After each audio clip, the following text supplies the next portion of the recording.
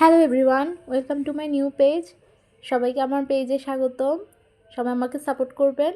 তো প্রথমেই ছিল ছোটো মাছ চচ্চড়ি, এটা আমার লাঞ্চ।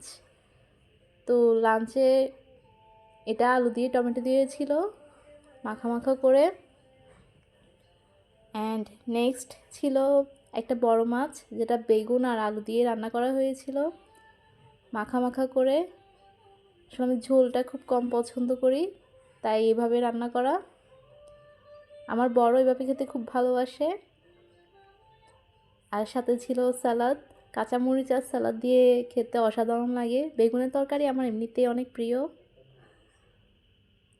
আর শেষে ছিল ডাল, শুকনো মরিচ দিয়ে, এটা পাতলা মসুর ডাল ছিল, অনেক টেস্টি হয়েছে এটা। সবাই সাপোর্ট করবেন। এই ছিল আজকের আমার খাওয়া। Bye bye.